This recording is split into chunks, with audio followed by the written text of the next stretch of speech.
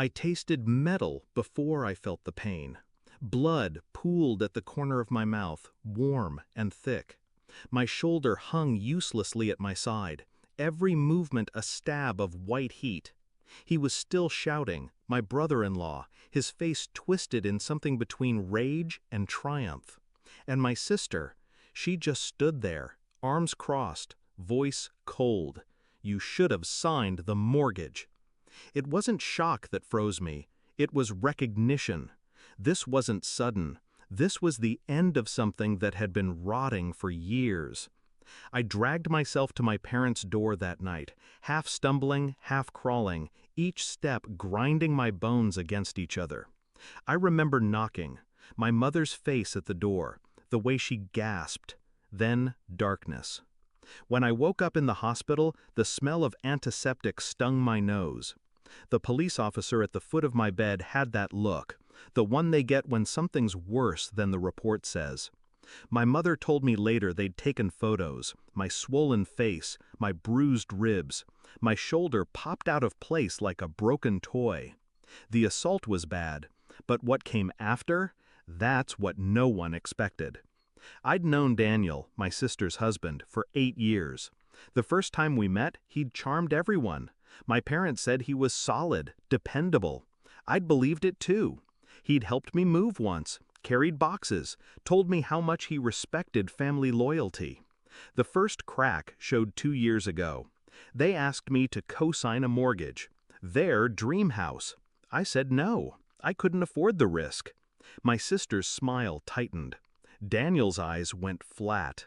From that day, the warmth between us cooled. Family dinners became shorter. Messages went unanswered. They stopped inviting me to gatherings unless my parents insisted. I noticed money talk was always pointed, little digs about those who don't help their own. The night of the assault, Daniel had cornered me in their kitchen after my sister's birthday dinner. He'd been drinking. His words slurred, but his intent was sharp. "You think you're better than us?" he hissed. "You sit on your little pile of savings while we drown." I turned to leave. That's when he grabbed my arm, twisted. My shoulder gave way with a sickening pop. I hit the floor. His fist met my face. Twice. My sister's voice cut through the haze, not to stop him, but to deliver that single, unforgettable sentence. "You should have signed the mortgage." I didn't scream. I didn't fight back. Not then. Because I was already planning. Revenge isn't about rage. Rage burns out. Revenge requires patience, precision, and a smile sharp enough to cut. The first thing I did from my hospital bed was press charges. Not just assault, aggravated assault, with intent to cause grievous bodily harm. The police already had my statement. The photos were evidence. And thanks to hospital security footage, they had him on tape, storming out, covered in my blood. Then I spoke to a lawyer. Civil suit. Pain and suffering, loss of income, medical bills. I wanted his wages garnished for years. But money was just one piece. The real play was quieter. I knew about the debts, the late credit card payments, the missed car installments. I'd kept my distance from their finances, but I had enough details to point the right people in the right direction. A phone call here, an anonymous tip there. Creditors started calling more often. The bank flagged their account. At the same time, I made sure my sister's job knew the truth. HR departments don't like drama, especially not the kind involving police reports and court summons. She was let go within a month. By the time the trial came, they were already drowning. And the courtroom was my stage.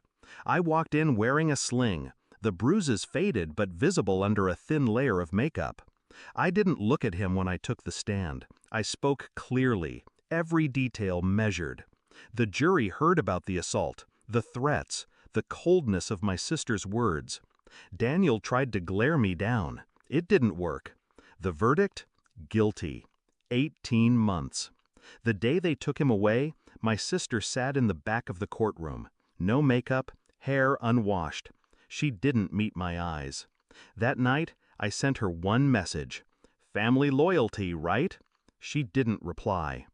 I wish I could say I felt triumphant immediately. Truth is, revenge is quieter than people imagine. It's not fireworks. It's the slow satisfaction of watching someone who thought they were untouchable realize the ground under them is gone. 3 months into his sentence, their house was repossessed. I didn't lift a finger.